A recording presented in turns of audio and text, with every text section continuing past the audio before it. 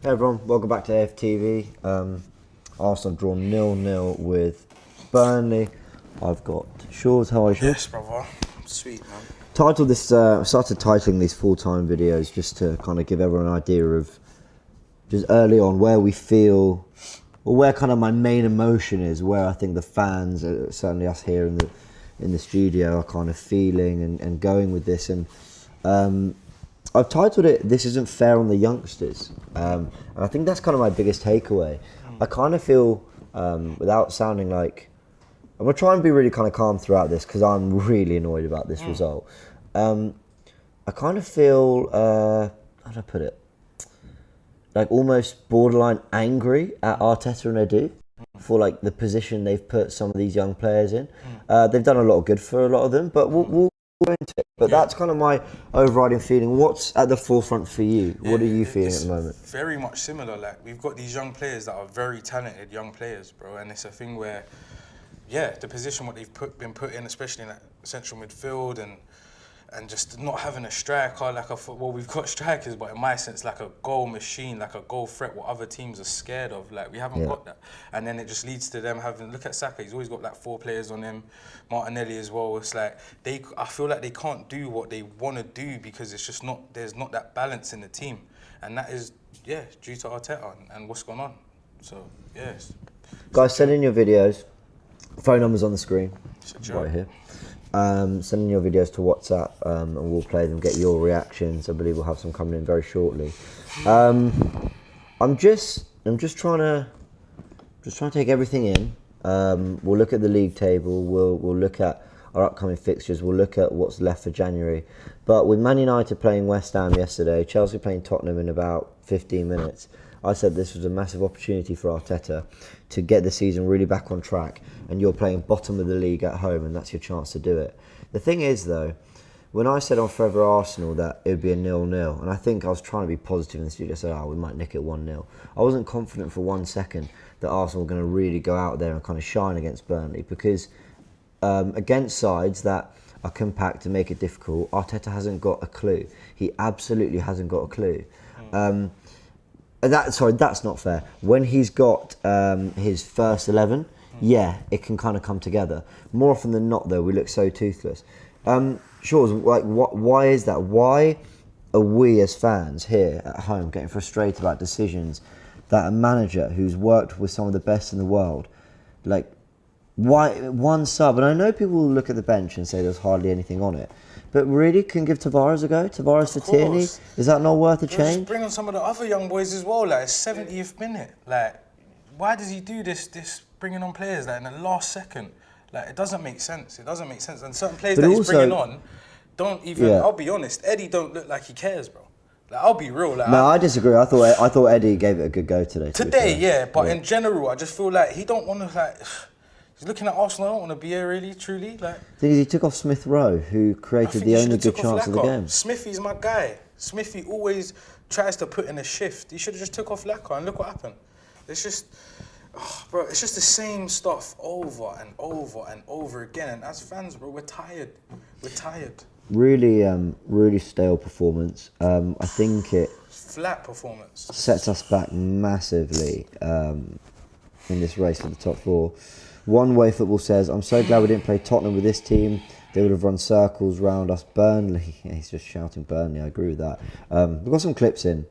I want to listen to what you guys are saying. Try and put together a little bit of a plan for the show so that we're not just ranting for an hour. Let's try bring some order and try and actually pick apart where this went right and where this went wrong. Let's hear what you guys are saying. Hello, AFTV. Didier Korongo here from Halifax, Nova Scotia, Canada.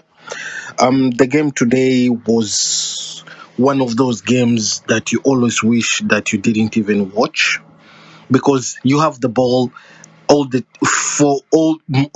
all the 90 minutes. We had the ball, and when Burnley got a chance, they moved in, they attacked, they went for that kill, and we didn't try anything. They blocked us. They held us to a goalless draw.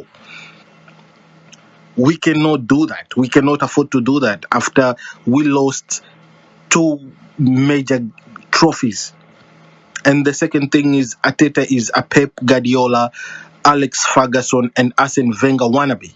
He wants you want to be Alex Ferguson by moving out the major players, all the players that he has moved out. Then back it up. Back it up with wins. Don't back it up by just talking and saying we can attract the best players in the world, and you haven't signed anybody. There's nothing at all that has been done. This club is just in shambles right now, like in shambles. Oh, sorry. I nodded off there. My God, that was an absolute boring game. It was that boring, I was even thinking about doing the little jobs that my missus asked me to keep doing. What do you say? It's I feel sorry for you guys having to sit there and actually pretend to be interested in it, because that was brutal. Big up AFTV, and I'd like to just give a shout out to my son, who's probably watching. Hello Tyler, love you mate. Sorry about getting you supporting Arsenal. Hello AFTV, my name is Stuart, I'm from Northampton, obviously I'm a big Arsenal fan. I've been watching your matchday live, and Turkish man, I completely agree with you. Arsenal, we are shit right now, and this needs to stop. I can't watch my team draw 0-0 yet to rock bottom of the table. Like, why is Aubameyang not in the squad when we've got players like Amari Hutchinson and Salah Ad-Din on our bench, man? Eddie Nketiah, why does he keep getting minutes when he doesn't even want to stay? Like, get these players out, man. Get players in that want to play for Arsenal and win games. Arteta should have been gone ages ago. Listen, honestly, yeah, I don't know this top four rubbish. We need to win trophies. Trophies is what it's about. Carabao Cup, no, we got knocked out. Crap performance. FA Cup, Nottingham Forest, we were shit. No cups, doesn't even look like we're going to get top four. Another shit season. That's 3 seasons now where he's been shit. Get him out and get someone else in. We need different players that are going to win. The squad depth is not there. Like, I don't understand. We can't keep this man in for any longer than he already is in. He needs to go now, get someone that knows what they want to do, that can bring some players in. No one wants to play for Mikel Arteta at the end of the day. Thank you guys. Cheers for the support. I'll give you another video if needed. Hi guys, James here from One Way Football in Gran Canaria. I've just finished watching the game. Disappointing, very disappointing. 20 attempts or 21 attempts, something like that, 20 attempts. 12 corners. We just could not do anything. Our chances, we just let them slip every time. You know, even with the Smith Rowe attack and then pass it through to Lacazette on goal. And he just lets it slip. Oh man, I'm just so deflated. You know, we're like a yo-yo. Arsenal are like a yo-yo in this table at the moment. You know, that is the Arsenal on a string. Arsenal on a string at the end. I getting top 4 now, I think slim. If we're facing teams like Burnley at the bottom of the table. If you'd asked me this before, I would have said it would have been 3-0 at the start of the game. Arteta clapping the team to push up. He's run out of ideas. He's deflated. I'm not saying Arteta out, but things need to change at Arsenal. We need to get a midfielder and a striker. It's not good. It's not good, man. Very disappointed. Burnley, guys, come on, Burnley. Another poor performance. I don't think people understand exactly how bad this could get. I mean, we're relying upon Martinelli and Saka providing all the sort of pizzazz, all the chances, creating stuff. We could lose both these players next year. On top of that, we've got Lacazette. He's on the way out. I mean, Eddie, he don't even want to be there. I mean, what do we actually expect? I keep filling myself up for the weekend thinking I'm going to see something, but it's not going to happen. I mean, we look good for a couple matches, and then they're just flat, absolutely flat. I mean, I'm baffled by that today. I mean, the season's done. We ain't going to get top 4. I think everyone's dreaming. So, the thing is, it's all right thinking about rebuilding and carrying on how we did in the transfers last year, but we could easily lose 2, 3 of our good players, which for me, there's only about 6 anyway. For what? When are we going to start signing proven world-class players? When are we going to be the type of club that can actually bring those players in and attract them? I'm just done here, man. It's doing my fucking head in. I feel the frustration of everyone who's sending their videos, and thank you for sending in your videos. Helps give me a little bit of clarity. We've been sort of writing down things to chat about. I'm also close to getting some quotes from Mikel Arteta, because I really want to hear what he has to say about that performance. Yeah, I think the quotes are coming in, so keep an eye out for that. Shores, let's go to... what is it I wrote down that we're going to talk about? Yes, the January business. And again, I'll go back to the title of this video, where I basically said it's not fair on the youngsters. And what I mean by that is the Premier League is so difficult as it is. Chelsea with the players they've got, Liverpool with the players they've got, even City, look at them yesterday against Southampton. Everyone finds it difficult to try and break down sides in the Premier League, especially when you are the side that's got more quality than the opposition, whatever. Teams have got very good at defending their penalty area. Teams have got very good at learning how to bigger sides at times, and they've also got the quality to go do things the other end. That's why the Premier League is such a wonderful league. Anyone can stop anyone can do anything. Leicester won the title, 2016? Very competitively. It's an incredibly competitive league. You know, and then you can debate whether City are running away with it, but generally it's very competitive. And I look at the midfield, and by midfield I'm going to include the 2 wide forwards as well. Odegaard, Smith Rowe, Lokonga, Martinelli, Saka. Forget the fact that it's imbalanced anyway. I mean, that's a problem in itself. Just having more attacking players on the pitch doesn't just make you a better attacking side. You need balance, you need a base, you need something to build off to allow the people in front to thrive. I look at that sort of, those 5 players, and I think the strain that's put on them, and it's not just one game, it's the season. It's, okay, Xhaka has been injured, Partey's had injuries but played most of the season, but generally, putting them in this game, and in the Liverpool game as well, and expecting them to rise to that pressure week in, week out, and for a lot of this season, they have risen to that pressure, but they've stumbled again today, and I just feel sorry for them. I don't know how to explain it. I just feel sorry for Bukayo Saka. I feel sorry for Martinelli. I feel really sorry for Odegaard and Smith Rowe and Lokonga. I just feel for them. Did they make their own mistakes in the game? Yeah, sure. Are they the finished article? No. Have they got things to work on? Yes. But I feel for them. I'm not angry. I feel so sorry for them. That's why my anger's channeled towards Arteta and Adu. Bro, it's a thing where it's like, if we're feeling sorry for them, how are they feeling? And it's a thing where we've seen Klopp come out and talk about Martinelli and Saka, and it's a thing where how long are they going to hold off this frustration for as well, as young, talented players that want to win things and challenge for the title? And it's a thing where if these other teams are now looking at them, it's not going to take a long time until we see like a Saka leave, and then what? Yeah. Like, obviously, I know his family and that love the club, and he's got a foundation in him and his family to, be at Arsenal. But how long are they going to take this for? And I hear what you're saying in the sense of pressure, but what is there that we need to do? And I feel like this transfer window, we got a week left. We have a week left. I really want to talk about the January transfer window, because this game for me was lost as much on what we've done in January as kind of what we did just on the pitch today and what Arteta's done tactically or whatever. Don't get me wrong, I think Arteta got some stuff wrong, and we'll touch on that, but I can't shake this feeling about January.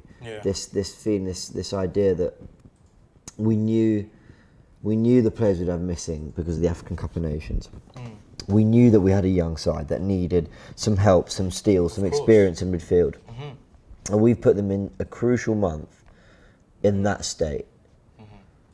You know, a pathetic it got given, but a pathetic postponement, the game against Spurs. I know the rules are the rules and Arsenal did the right thing, and I'm glad they did. You know, it should be used for COVID, and it's not. You know, it wasn't by us anyway.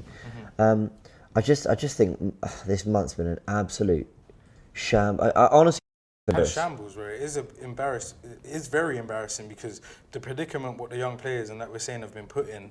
Look, we got Sambi out on loan, we got Guendouzi out, and it's like these players, if they was on the bench, they would take a bit of that pressure off because we got subs that can come on and put a shift in. But I'm looking at our team, and I'm looking at the bench, and I don't see no game changers that are going to come on and help out the squad. And when Arteta decides to bring them on in the 70th or 80th minute, what have they got to do So then? let me ask you something. So AZ Maitland-Niles, I just take a super chat. One Way Football says, I was serious when I said yo-yo club, up, down. It's embarrassing. No wins in January. What was going on? We are Arsenal. Yeah, big him up though. That clip was the truth. No, it was. Let me ask you, why did they sanction that Maitland-Niles move on the 4th, 5th of January, whenever it was? Why did they sanction that? What for him to not move? For him to go to Roma. Oh, for him to go to Roma. When they let him go, yeah. Sorry, and that is it was very confusing for me because we seen when he came on a couple of games, same thing what I was saying in the Liverpool game, he had that fight and that determination in him, similar to Smith Rowe. And then when he did come, he was always knocking on the door, always there, always ready, always willing to come on and be a threat. We seen when he come off his athleticism, when he came onto that pitch, he would have been a big help being on that bench today. And we've let him go. And this is the thing, like, having these players which we know we can bring on the pitch and they make a difference. We're looking now when we're deserted. There's certain times where we're watching our football club. If a man gets injured or something happens on that pitch, who have we got else to bring on? And that is where we're at right now. And it's very frustrating. It's very draining. It's very hard to watch and take in. Look, bro, we just went to Burnley. Like, I mean, sorry, they come to us, but you know what I mean? We just went and had a match with Burnley, like, and we haven't done nothing. But it's not like, it's not even just depth. It's not even just bringing players on. It's not even just that. It's more than that, isn't it? It's like, if you got AZ Maitland-Niles, right, who we played Norwich earlier in the season. Yeah. Partey and Xhaka weren't available, and he played great. and he played Maitland-Niles and Lokonga. But the one thing is that and I think there was another game, I think it was Watford at home. 2 games where he Maitland-Niles really and Lokonga, yeah. So he played great in that game as well. But the thing about those games is, they've come in. Yes, we're missing Partey and Xhaka. Yes, it feels like we might be a bit short. But at least it's the same formation. At least it's the same system. And at least they can come in and it doesn't all completely break because we lost these players. So letting Maitland-Niles go, it's not just about depth. It's about you realising that you're going to have to sacrifice one of Odegaard or Smith Rowe into that deeper role alongside Lokonga, who's not, he's 5 months into Premier League football at the age of 21. And that's where the pressure It just feels so unfair. I keep going back to that word. So what have Arsenal been really, really good at? So let's look at December. After Everton and up until that City performance as well, what were Arsenal really, really good at? They pressed well. Suddenly they were able to play. And guess who one of the triggers were for that? Martin Odegaard. But now we've had to yank him back into central midfield because we've let Maitland-Niles go, because we've not brought in another player. And we're having to bring in Smith Rowe. Now, I really like Smith Rowe. He did the best thing in the game today, which was that drive in beyond and the cutback. That was fantastic. But I'm looking at that moment. I'm looking at Smith Rowe generally. I'm like, he doesn't do what Odegaard does. He doesn't tie it together. He doesn't knit it together and pass and move. He passes and move, but he's more of a runner and drives in behind and more of a pass and move. He's not like a creator or Silk. He's not going to run the game. Silky like that with it. He's just more straight drive, get the ball in. Exactly. So and be there for the rebound. So it's not, and I really like Smith Rowe. But what I'm basically trying to say is, we sanctioned a loan deal for the sake of. Because we wanted to be kind to him? I don't know what. Did we think we had someone coming in and then didn't? Do we think Jack Wilshere might be ready and then wasn't? Like, I'm serious. What was the plan? How did we honestly think we could go into January that light? It's not fair on the players, and it's left us super light. And it waters down their performance as well. It doesn't, like you were saying with Odegaard, it doesn't allow him to be as creative as he wants to be if he has to go back there. And it's a thing where Arteta's just got us in this situation now. There was a lot of decisions which was made that could have avoided us being in the situation now where we have no central midfield. MS45 says, I feel so disrespected by this board. It hurts. But then I'll say, if you want to look at the owners, and listen, I'm with Turkish, in terms of the ownership. It all comes down from that. If I'm just, it all comes from that. We can look at the bigger picture, but I'll also say that the season's not over, despite it very much feeling like that today. It's Today salvageable. felt like a loss today, man. Absolutely, it did. And this transfer window salvageable too. But what I'm saying is, if you're telling me that there's money for Vlahovic, which there clearly is, then there's money there that can be spent. Okay. And if they've got the money now, it means they had it in November, December. It means they were told, you've got this money. You've got it, yeah. So it's on Arteta and Edu to make sure we're as best prepared for January. You got to be prepared. You can't just think short term. You've got to look at the bigger picture. You've got to look longevity. Yes, you've got to think of all those things. That's why he was desperate to get Ramsdale and not that Barcelona reserve keeper. That's why he was desperate to bring in Ben White and not just give David Luiz an extension. So absolutely, it has its benefits. Don't get me wrong.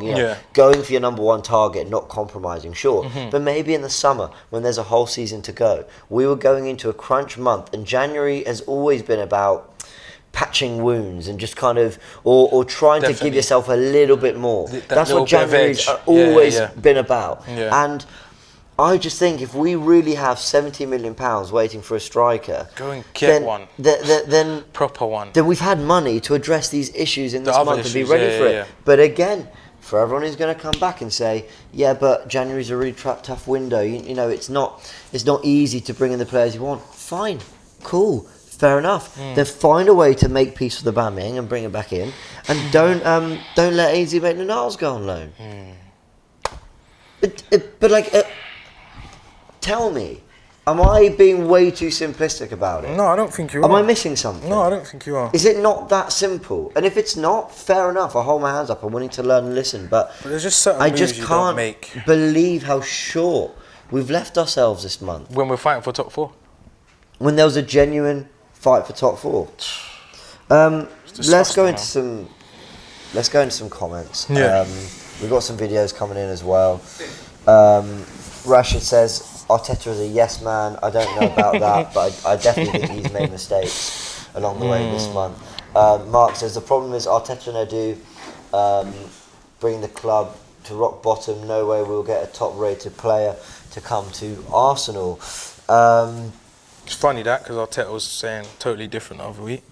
Mandeep says, talking nonsense, James. Season's done. Again, the owners let us down. Not being prepared is unforgivable. I get that. I don't disagree. I just think it's on Arteta and Edu. I'm looking at them for this month and this particular situation. What they've put this particular situation. Who else have we got? Fadzrul says, how Xhaka's been at the club for years and done nothing. All of a sudden, Arsenal missed him for the last 2 games. What a joke. But Fadzrul, it's not about us missing Xhaka. It's more about us missing an experienced head who can just stay. Senior player that's going to flip and lead by example. Well, everyone knows I'm a massive Xhaka critic, and I've never seen what others see in him. But I can also appreciate that he holds his position. And he just tries to, more often than not, at least on the ball, keep it simple. And alongside Partey, it allows the forward players to thrive. Now we're asking the youngsters to do that role for us. And it's difficult. So, some of our senior players, just their body wants to do, their mind, is knowing, I could do this, I could get that done, and their body's not letting them do it no more. That's how I look at it. Like, our senior players are meant to lead by example. Like you're saying, there's a lot of pressure on our young players right now, and for that purpose alone, they should be stepping up to the plate and leading by example. That lack of miss today, obviously, missed chances, but I feel like any other striker in the top 6, top 8 puts that away, bro. I'm sick and tired of this stuff, seeing it. Aubameyang, when he was here, same shit. So it's like, bruv, if we're not going to fix these things, how do we expect to excel? Like, there's a number, personally, I think we need 2 strikers. You know what I'm saying? I think we need 2 strikers and we need to fix up that central midfield as well. I think we probably do. Jay Gunafan TV says, I'll personally drive Arteta to Manchester now than having him get the extension. Plus I'll book Edu a ticket back to Brazil. Yeah, I knew he was going to say that. Babish Gunner says, this is embarrassing against Burnley. They have 1 win in the whole season. Stop making excuses. Look at that. Look at that. Sweden. Yeah, thanks for the super chat, man. And a super chat from Giuseppe. No message, but just super chat. Big up, Giuseppe. Okay, we've got more clips. Let's see a little bit more. Let's see if Turkish is up for joining as well, because we're going to chat about this month and where kind of things. Bro, this is horrible. Lost and kind of who's to blame. I think we need to explore that a little bit more. Bro. This is horrible, James, man. Honestly, like watching that today, just finished it for me, man. I can't lie, that's Burnley, bro. These are very, very, very important games, and we haven't got the players that we need. Okay, yeah, our young boys go out there and do their thing. We know Saka goes out and does his thing. We know Martinelli is hungry, does his thing. But if they ain't got a threat with them up front, and our central midfield that's going to feed them up properly and make sure everything's balanced. It's what we see today, bro, and it's a thing what we constantly see this shit over and over and over again. This isn't new to us. This isn't just something that's, and the predicament what our young players have been put in, it is unfair, and something needs to be done by the end of this week, bro. And something needs to be done, James. I'm done, man. I'm so frustrated that I don't even really want to talk. That's how deep it is. I feel the fans as well. When they're sending in their clips, I could hear the frustration and the patience that they've had and what they feel, and it's true. So I love this super chat from Touch Force. It's just come in. Says, best window in the summer for a while, worst window in January right now. Imagine that. We had the greatest window. We brought in some brilliant players, what people doubted and thought, oh, why are we bringing them in? And they've turned up and they've proved themselves. Yeah. Now we're in January. And we're in this position Says here. we need 3 players in 8 days. Hard to disagree with that. Oh god, it's very rare I come on a stream and I'm just like, you're so deflated, bro. You just don't even. I don't even want to talk about it. I don't even want to talk about it, bro. It's actually mad. It's tough. I don't want to. It's actually mad. I'm just staying as calm as I can. Good on you, bruv. I wish I could. I might even just go mad on a fan cam today, because, bruv, I'm pissed off, bruv. I'll be honest.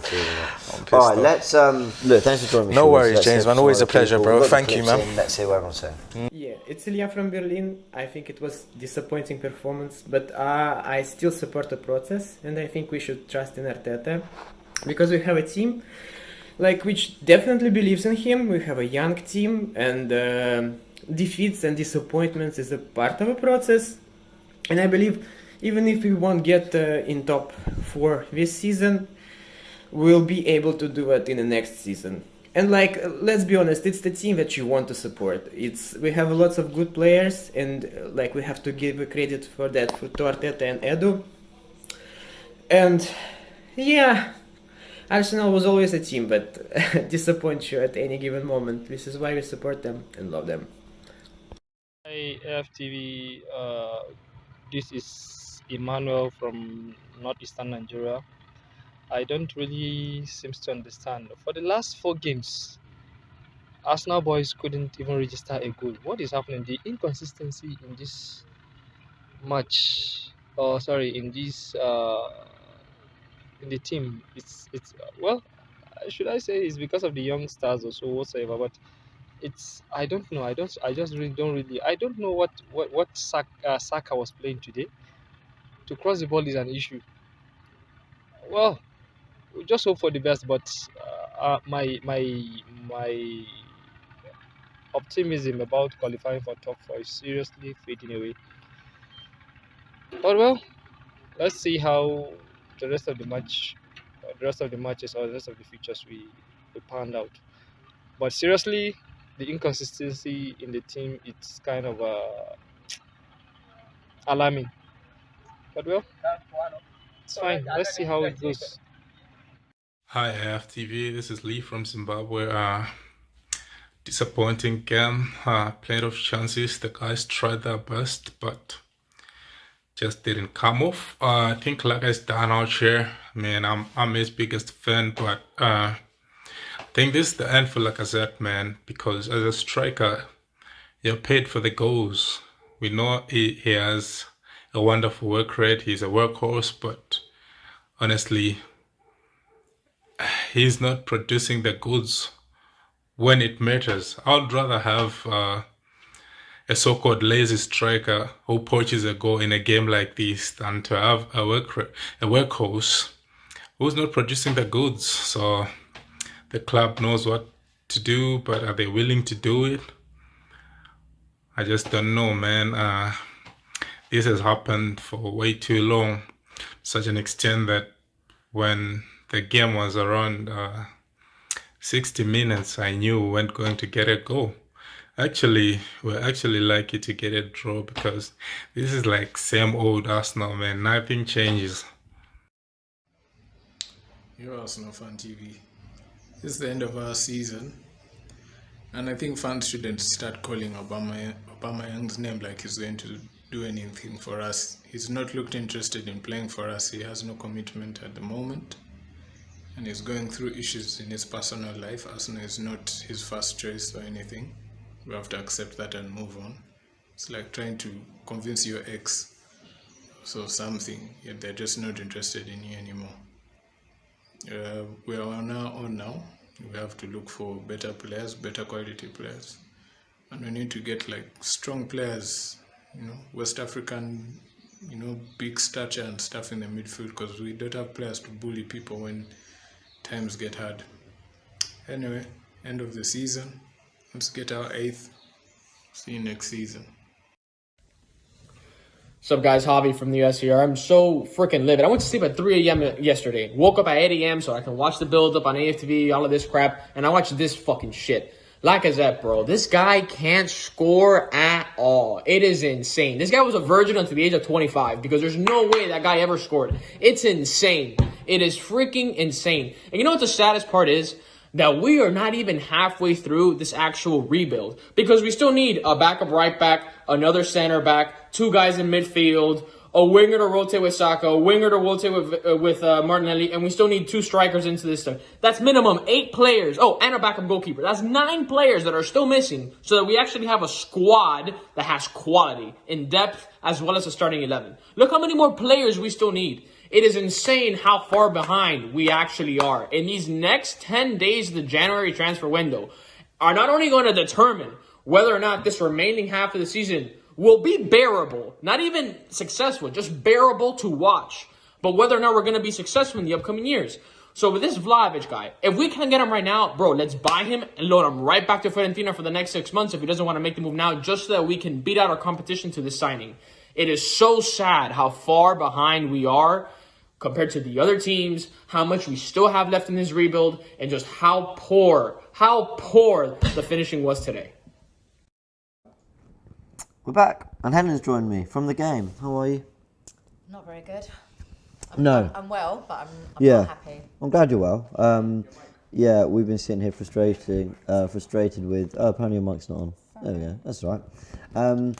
We've been sitting here kind of listening to the fans frustrated, us feeling frustrated. I'm not going to move on from this topic, and we might do it to death, but we have to.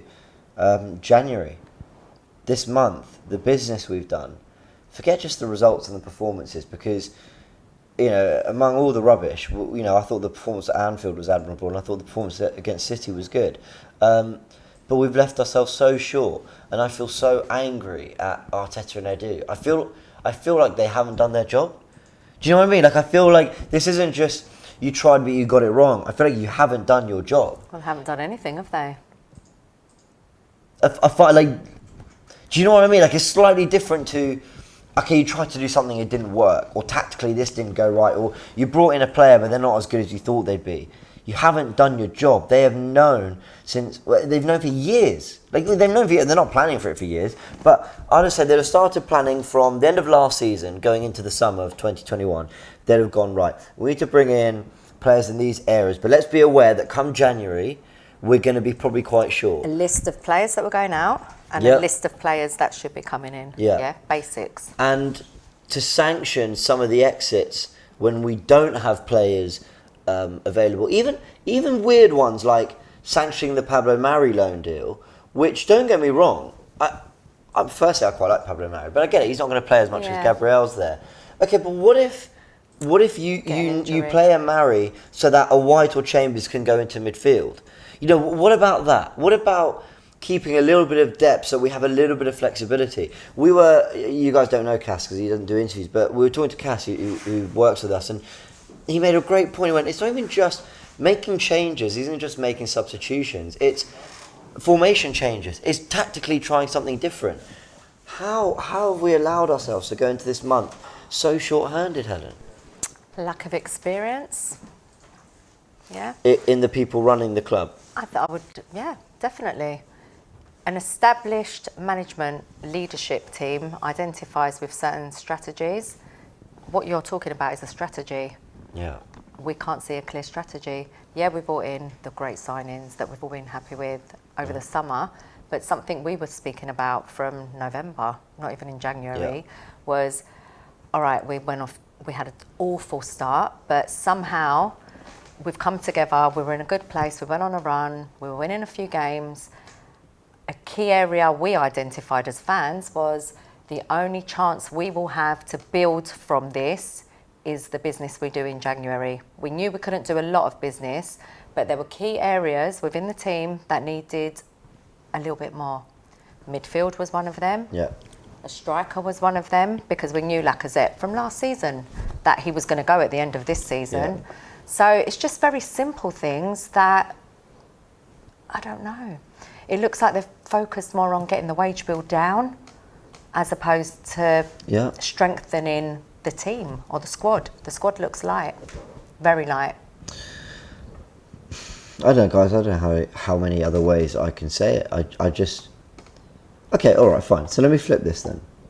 Is there any blame on the players today, the manager? Can we say, yeah, hold on, we're all moaning about maybe the Cronkies or maybe Arteta and they're doing the transfer market, but we had enough to beat Burnley today? Maybe? Definitely, yeah. Yeah. Really. For me, the tactics were wrong. In what way? Right, so when you're playing against Burnley, you know they're going to come to the Emirates away from, I mean, whether they're home or away, they play like this. They're going to come, sit behind the ball, come break us down. Yeah? How many times were we throwing balls into the box with no one? I mean, Lacazette, he's a good striker, but he's not the kind of striker that's going to get on the end of the ball in the air, is he? And score a goal. We needed a goal. Where was that goal going to come from? Often felt like we did it just to look good. You know, we got to the touchline, all whip it in. But why? Yeah, but we needed to play quick, one-touch football. We were slow and sluggish from kick-off. By half-time, even if you couldn't get it right in the first 45 minutes, it was still 0-0. Something needed to change at half-time. Nothing changed. We were a little bit slightly better, but there was nothing. Super chat from Shreth says, James, Arsenal have become under 23 FC. Tottenham and Conte have gone above Arsenal in the Premier League table, and Conte moans about Spurs' lack of quality. Where do we stand? Martinelli and Saka will leave. It's a point Turk's actually been making for a long time now. You know, we've got all these youngsters, but like others before, they'll leave and they'll go off to other things because we're not giving them what they need around them. That's why the title of this stream is that this is really, really unfair on the youngsters. Very. I feel so sorry for them that going into a crucial month in crucial games, our midfield included Lokonga, Odegaard, Saka, Martinelli, Smith Rowe, and we're saying, go on, make it massive semi-final at home to Liverpool. There was no experience in that team anyway. Which was already pushed back 2 weeks, by the way. So that's already some extra time that Edu and Arteta had in terms of addressing that midfield. And that's the midfield. That's the team we're sending out. They're not. It's not that they lack talent. I love them all. I think they're all going to go on. They all have the potential to go on to be superstars. My problem is that there's a reason that not everyone in the league plays with a bunch of 22, 23-year-olds, because you peak at 28, 29. Because experience is massive in these games. When you're talking about consistency, it's rare. That's rarely down to just talent. That's down to mental strength, mental leadership, not having mental exhaustion. I looked at Saka today and some loose touches, and he was getting kicked. In fact, I felt sorry. I thought, it is so unfair that Arteta's done this to you. On the one hand, you know, he owes a lot to Arteta, getting in the England squad and the game time, whatever. On the other hand, though, I'd say I'm looking at this guy, I'm thinking there's no help, because if he doesn't do it, there's no one else to do it on that right-hand side. We are so reliant on Saka, literally, and it's sad. It's really, really sad. Where is, for me, I don't understand why we allowed Ainsley to go to Rome. I've been saying it. Like, from the first week. Yep. You knew about the African Cup, like, everyone knew that. Obviously, you don't know that you might pick up injuries, but surely you need to have enough depth within the squad that if anyone gets injured, look at Xhaka, like Thomas Partey now. Like, it's terrible, really poor planning. I feel so you deflated. who do you blame for that poor planning? It has to go back to the manager, Edu, and the leadership team, whoever the leadership team is. I blame today on the people upstairs. I really do. It And is. that's why I feel so deflated. I said something, I kind of interrupted them mid-watch along, but I said to Turkish, it's not just drawing 0-0. Like, teams can draw 0-0. Chelsea were on fire and drew 1-1 with this Burnley side. That can happen. But it's the fact that we created one good chance in the game. Yeah. Performance was shocking. It's the fact that we went into it unprepared. And we had every opportunity to be. What's that saying? Fail to prepare, prepare to fail. Yeah. And that's how you felt. I felt that. Yeah, at I the felt stadium. that. I felt do you know, it's been a long time since after Everton when we lost, I just felt like angry because I'm like, the players are out there that was and that the kind performance. of game. Today I feel really let down. I feel like not betrayed. That's really strong, but I feel like I feel very let down by the club. I feel very like, really? That was the best shot you could give us at this month. Yeah, but for me, you've said the right thing, by the club. Yeah. I feel like I don't blame the players. No, I don't blame the players. Some fans might feel there are players, but for me, it's not the players. Well, don't get me wrong. Circumstances to do with certain players, yeah. Xhaka, please don't kick people in the chest. That would really help us. Thomas Partey, thank you so much for getting off the plane and jumping on the pitch. Yeah, we love that. That's not his fault. Yeah, not his fault. But then I think sometimes we overdo it. He probably would have been flying in, on a nice plane, resting. And we're saying, oh, but it's tough. It's like, it is tough. You don't need to go flying into a tackle when you're on a yellow, but we discussed that, and obviously we all appreciated the apology, which probably wasn't necessary. And again, his commitment's fantastic, so brilliant. And I love Thomas Partey. You're then looking at Lacazette.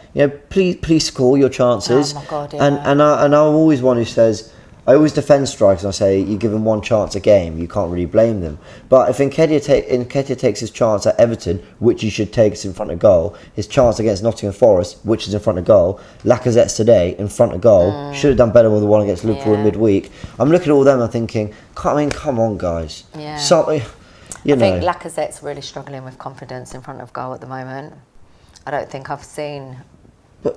Well, actually, no, we have seen this before. But because his all-round play and contribution and leadership was coming through, example, Man City game, Liverpool game, you kind of think if he's giving so much more, we can get a goal from other players. But when you're getting nothing from everyone else, you need your captain, you need your experienced player in the team to literally lead them. And today... he struggled.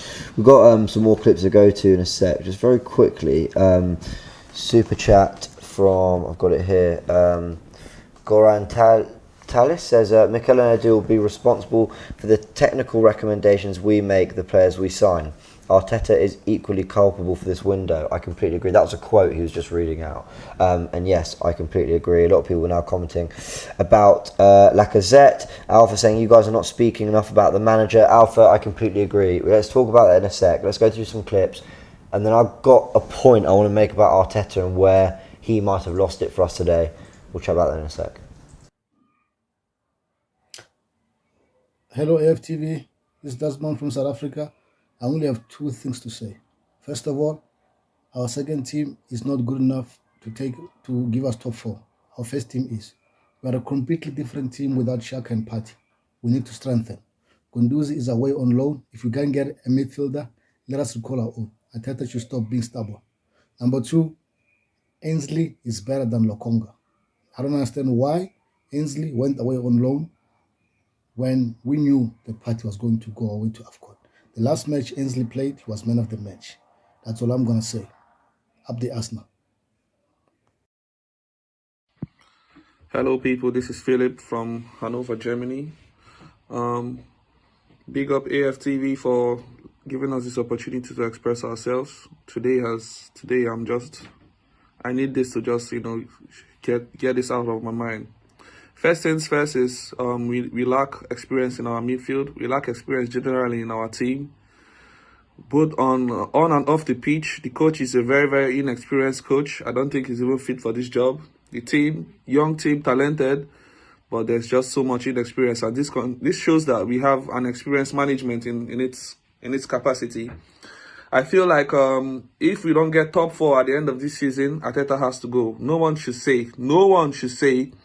there are no good coaches out there. Tottenham was able to get Conte.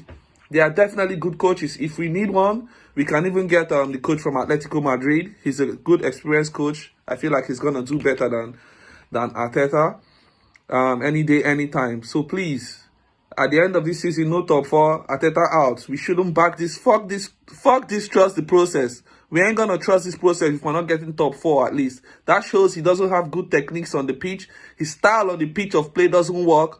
What are we doing? How did Arsenal get to this point? Anyways, thank you for this opportunity. Big up AFTV, like I said, for this opportunity. And I hope Arsenal can do better. Hey guys, Bijou here from Toronto. Wow, we've bottled it. Top 4 is gone now because that was our one chance to get into the top 4. And, we've tied the last place team again. Like, no midfield. We can't play this 4-3-3. It clearly doesn't work. Partey and Xhaka have screwed us over. Edu screwed us over because we didn't sign anybody. And honestly, it's just not looking good right now. Lacazette, yeah, okay, link-up plays cool. Can you finish anything? Can you? Smith Rowe played all right. Martinelli played all right. Saka played all right. But honestly, it was a poor performance. At home, Tierney and Ben White today? What was happening? If they were instructed to do that, it's on Mikel. If not, brutal performance. I don't see any way out of this. I actually don't. Even if we sign Vlahovic, yeah, okay, who's going to feed them? It's in a weird position now. Hi AFTV, Daniel here, all the way from Singapore. Arsenal nil, Burnley nil. Very spineless, soulless, senseless, and I think overall very poor performance from the guys. At home as well against the team bottom of the table. Really games that we should be winning to be able to get in the top 4. But I think right now top 4 is looking a little bleak. It's probably another season where we go, it's a missed opportunity. I'm not Arteta out yet, but I think we really need to sort the midfield out. The Conga alone in the midfield is not the solution going forward. They really need to play a double pivot because that's how Arteta's system works. And I think that's one thing about Arteta, which is he doesn't have a plan B. So I think when teams that sit deep, like Burnley, I think there is... He just seems puzzled as to how to break them down. And that was quite evident in the way the players played today. The Conga was alone in the midfield, it was poor. Smith Rowe and Odegaard together does not work. I really hope that Arteta sees this and stop trying to play those two together. They render each other ineffective. That's the part of the game where I think had we done better, we would have won the game. The midfield, we really need to sort out the midfield. I don't even care about the strikers at this point in time. Get an Arthur Melo or Jack Wilshere in. Yeah. So hopefully after the international break, we have had everything sorted out. And up the Gunners. Come on, you Gunners.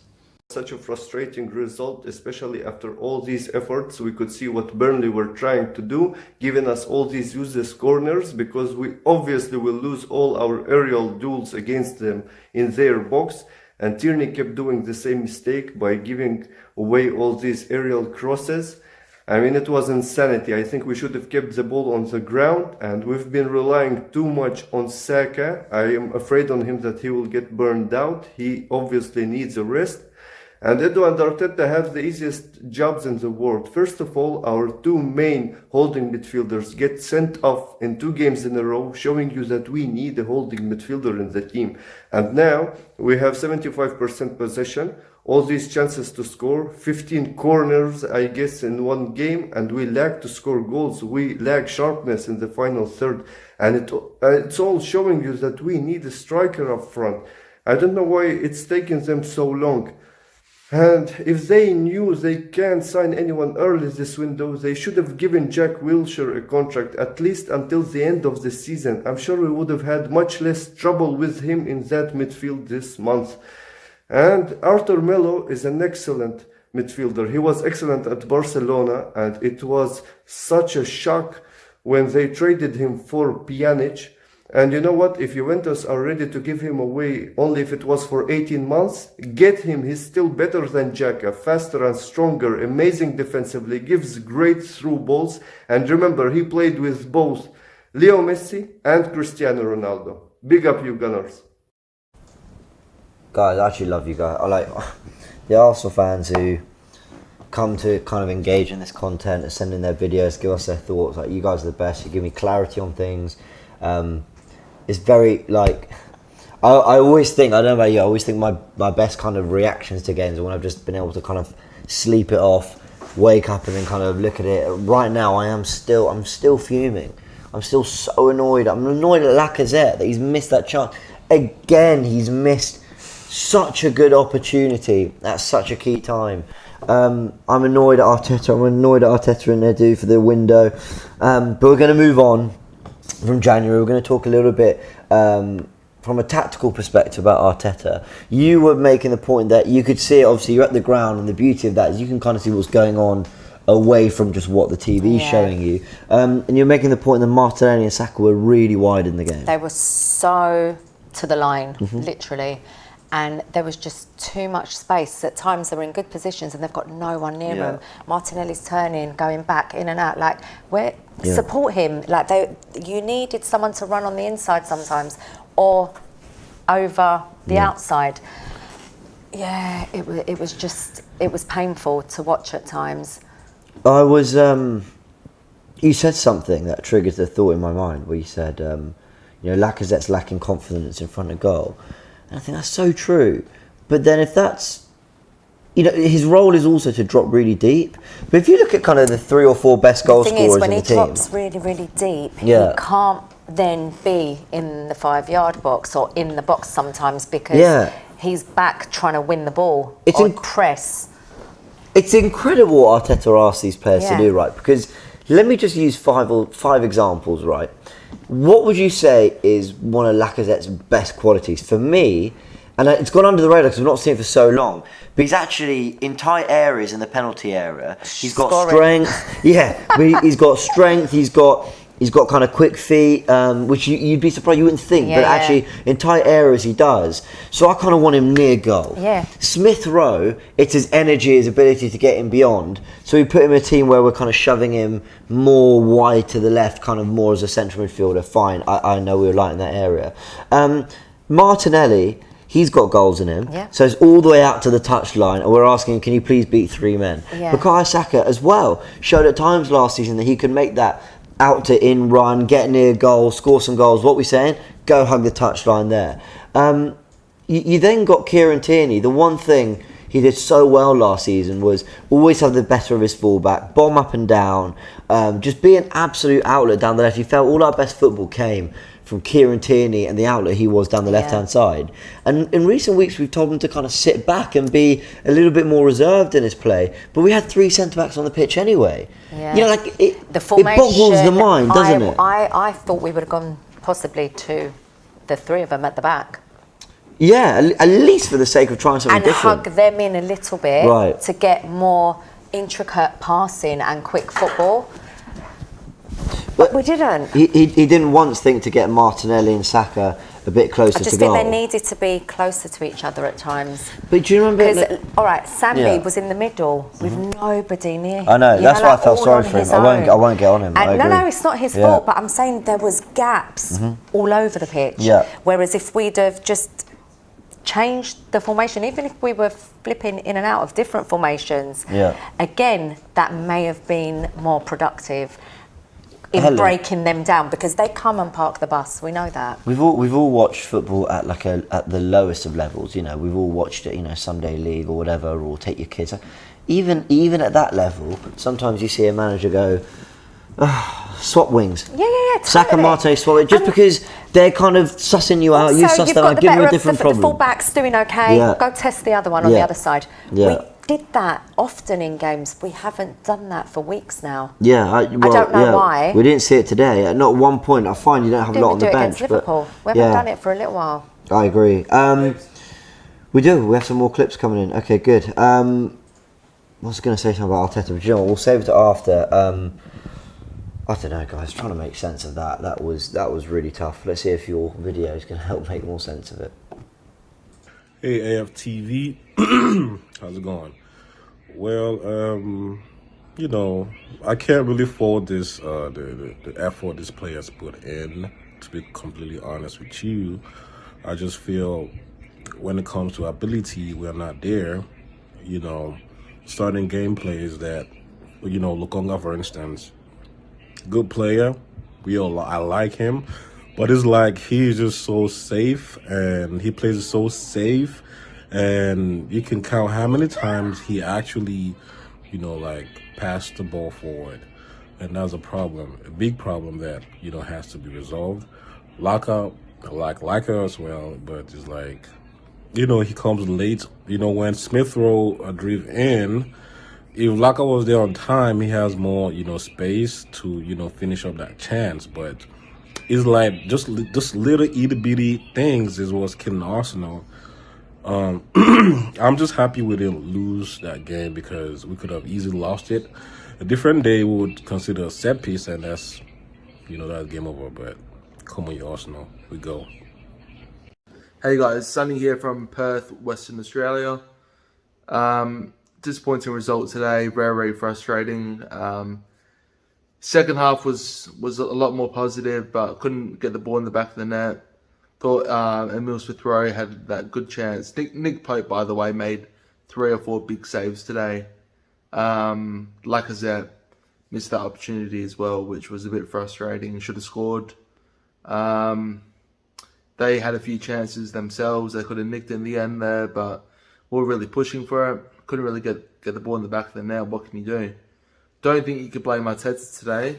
You know, we created the chances, and unfortunately, the kids couldn't get it back in the back of the net. So it's very frustrating. Hopefully, we can just move on from this, sign a few players, hopefully before the window shuts. And yeah, let's keep positive, I guess. Wow, what a game. Disappointing result. It wasn't a loss, but it felt like a loss. We need to take advantage of our games in hand. We need to take advantage. Anyway, hope for better results in the next couple of games. January was a really bad month. Again, guys, another disappointing result. I can see Turkish raging in the studio. Now the thing is, okay, let me tell you one thing. Now it is not, you know, these amateurs' problem. And when I say amateurs, I don't mean the youngsters in the squad. I mean the management, okay, and the manager, okay. That we put our expectations high, okay, of what can be achieved with this group, okay. So 2 things I would like to say today. Thanks for Arsenal, okay, squad and management, okay, for you know,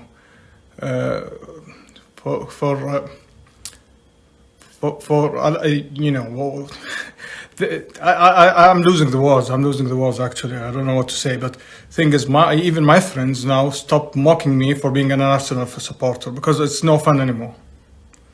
It stopped a long time ago to be fun, okay? They stopped. My eldest today was asking me, Dad, why whenever we watch Arsenal, they don't win? I don't have a definite answer for the boy. Now the thing is, statistically, the last 4 games, okay, 4 or 5, 5 games. So we scored once. Everyone's deflated. Everyone's, I think, confused. It's been a while since I've seen people after a game be so confused. Like, how did we not beat Burnley? How did Lacazette miss this? How have we gone another game we look so toothless? I saw a tweet from Dan Potts, who appears on the channel, as you guys know, and he was spot on saying, you know, no signings, no goals since the game against City, 3 red cards. I mean, it's just it's unbelievable. Let's quickfire. We're going to come to the end of the show soon. Fan cams are coming out, and you'll see how everyone's feeling about it. I imagine not good. Let's quickfire through some stuff. Individual performances I need to talk about, and I pretty much have. I thought Tierney, Gabriel, and Lacazette really struggled today. It's very rare that I single out. How do I put it? I kind of single out negative performances. It never really feels fair. Like the team ultimately didn't do its job. But I'm looking at 3 key players there. Tierney and Lacazette have experience. I know Tierney's still young, but you know he's got a lot of experience. I wasn't happy with them. Gabriel at the back, who I think has been pretty immense all season, really since what happened at Man City against Man City. Yeah. Hasn't really been himself.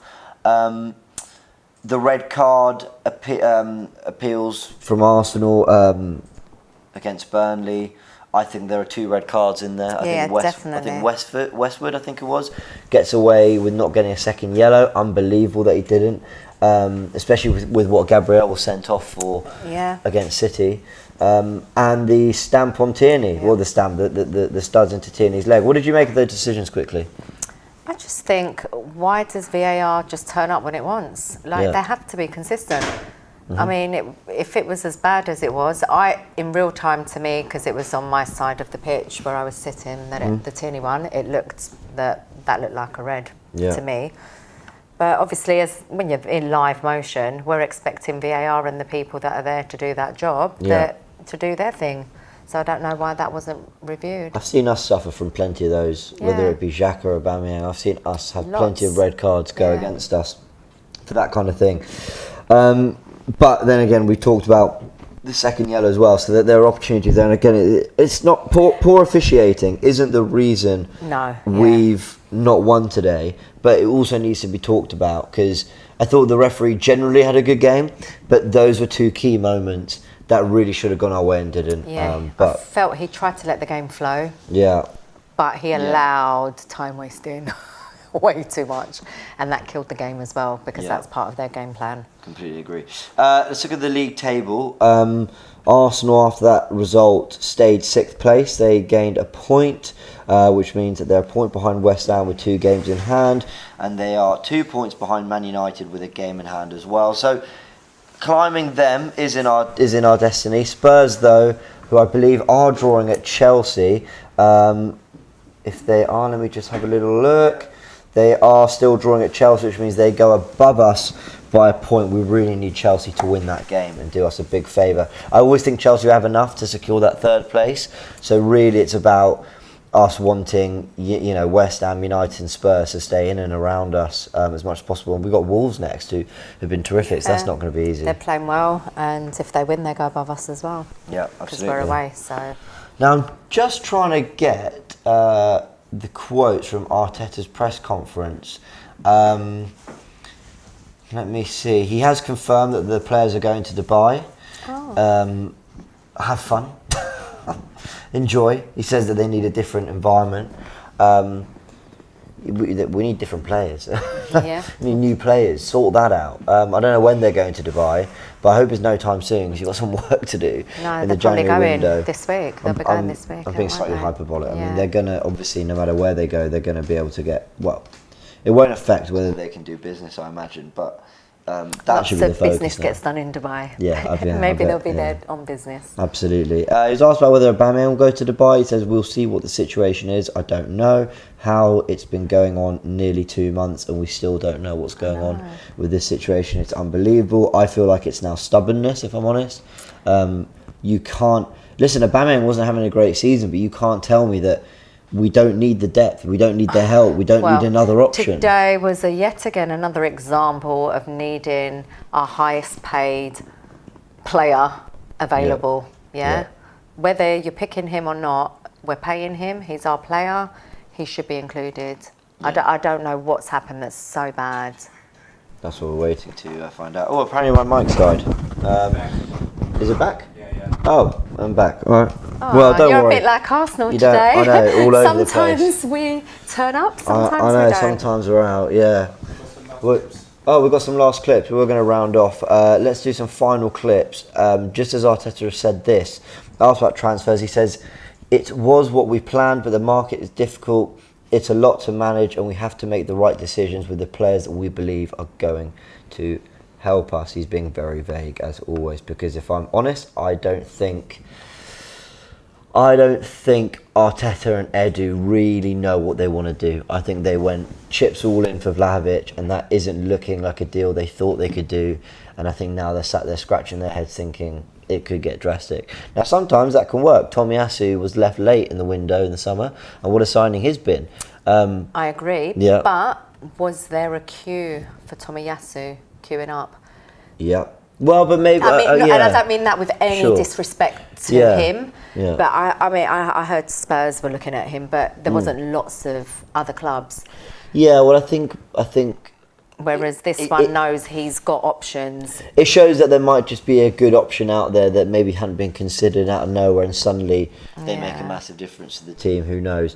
Right, let's take this final set of clips, guys. Let's hear what you're saying. We're going to just catch up with Spurs, Chelsea, what's going on there. I think Spurs might be getting away with one. Let's see. Let's see what you're saying. AFTV, Sadiq from Louisville, Kentucky. I mean, this game just showed that we lack leadership. You know what I mean? We had two midfielders that were supposed to be the leaders that let us down in Chaka and Partey.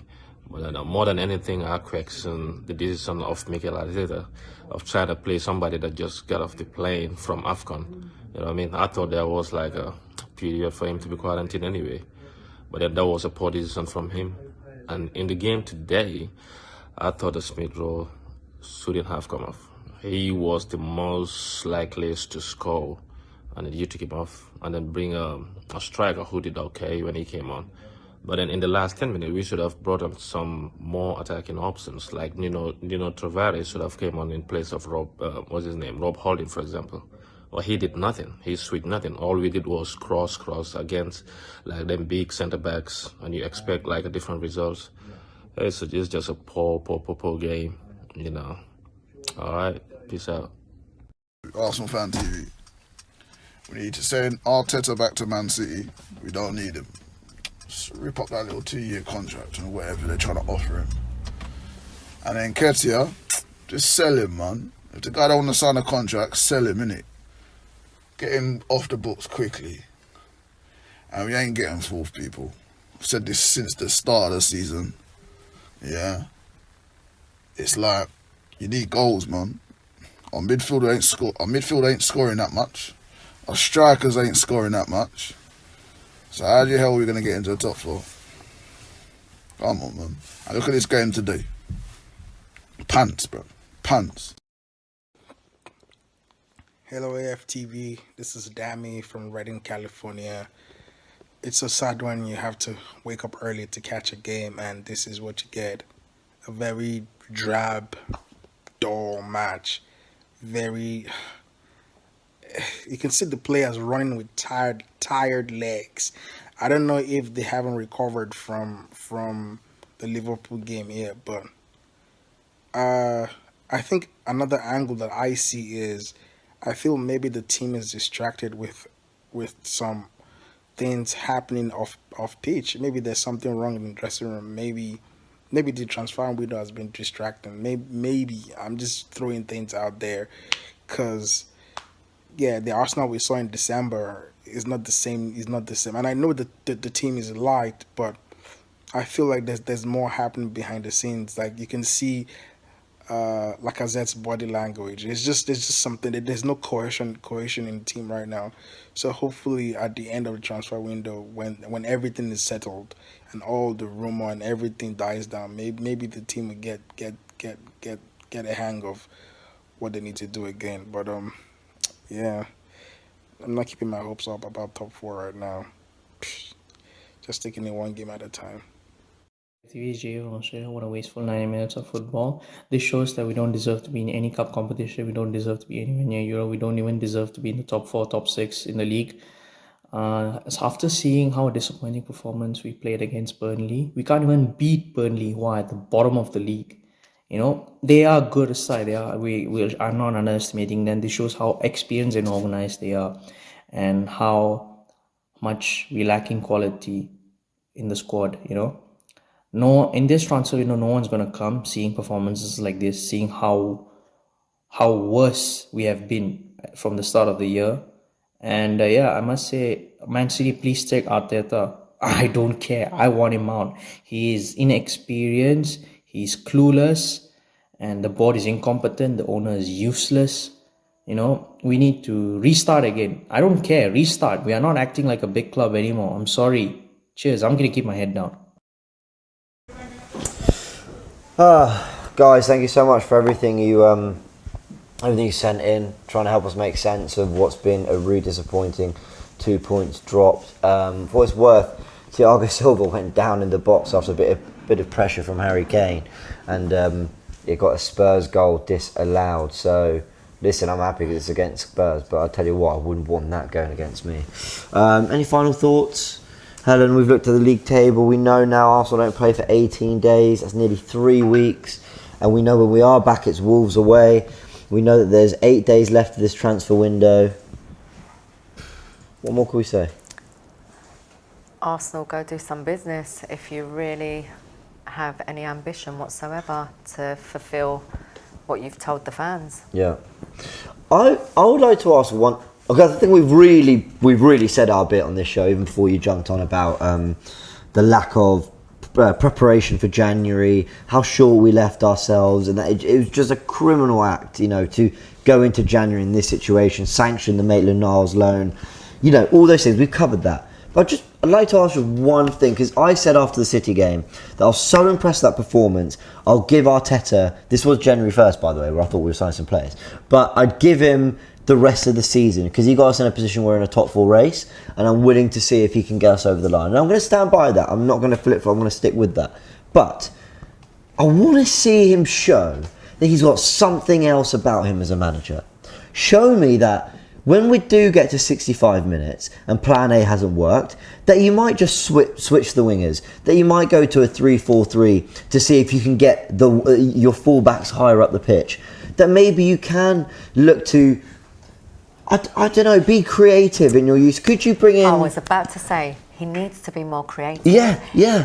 For me, and I agree with what you've said, he's too predictable. He's a reactional manager. Yeah. For me, he's not assertive. You know, like, he doesn't think, right, he's doing the best with what he's got. We know that, yeah? Do you think?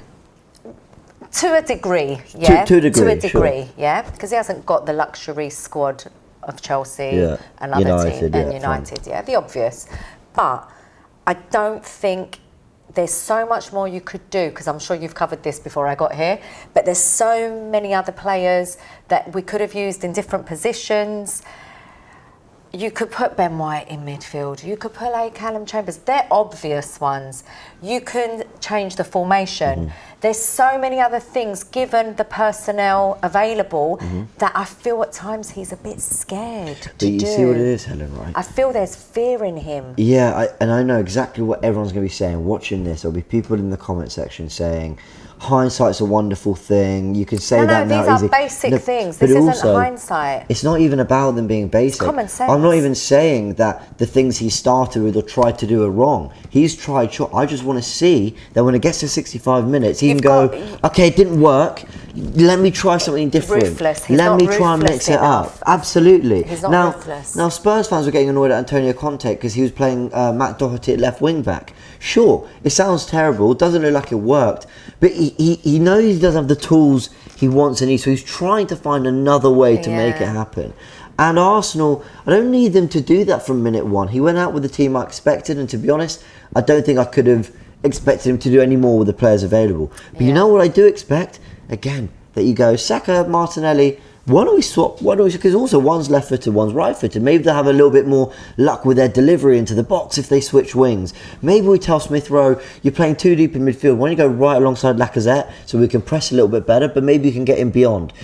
Something. Maybe you tell your fullbacks to get forward. Slightly. Something like, maybe bring on Callum Chambers and bring on Holding, because You know, we all remember what Cam Chambers did against West Ham from right back. You know, coming forward, putting good balls into the box, looking really, really dangerous. Maybe you do something different. Hell, I was screaming for Tavares to come on. I was saying Tierney's having a shocker, but even forget that. Even if Tierney was playing well, we know Tavares is a far more unpredictable He's more, and kind of like energetic. He's like more of a free spirit in that role. And also, he's very powerful. He's powerful. He's unpredictable. And Tavares, on that point, you can play Tavares in that middle. If you can play him on the wing, why can't he play slightly in the middle? With, I mean, I never thought of that, but again, I mean, you can. He's got that in his game. For me, I'm not saying he's your ideal replacement, but in a game like this, like you're saying, maybe switch it up, because we weren't competitive enough. We were very light today.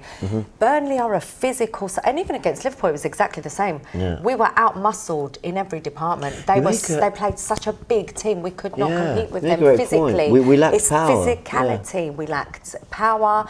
Tavares brings that. I'm not saying, but it kind of goes with what you're saying. It's another option. You look at the players you've got and you think, how can I get the best out of them to play the opposition? It's not something for every game, but in a game when it's not working, how do we change it? So there are things there. There you go. We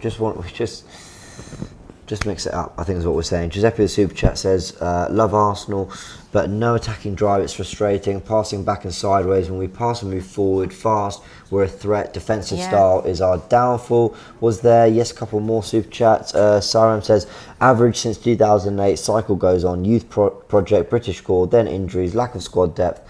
Let's just accept reality, slip from 4th to mid-table. Well, let's hope that Chelsea can do something.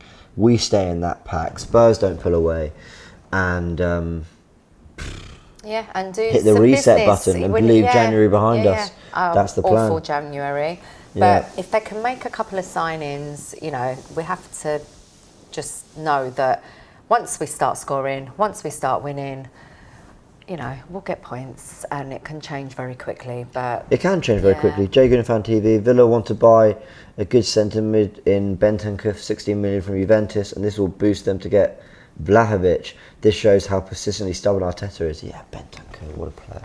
Well, I don't know what he's doing at the moment, but yeah. Anyway, all right, it's half time the Chelsea Spurs game. We're going to go watch second half. Go check out the Don Robbie channel, DR Sports, where they are watching the game. They've got a Chelsea and Spurs fan there as well, in Lewis and Fuad with AGT trying to. I'm sure they're going at it about that Kane and Thiago Silva moment. We need Chelsea to do us a big favour. We need Arsenal to help themselves in this transfer market, and we need to say bye-bye to January. It's my least favourite month in the year anyway. Forget football. I hate January. Terrible month. I want a middle finger up to it. See you later. Done. Let's move on. Get players in, and let's try and turn this around in Feb.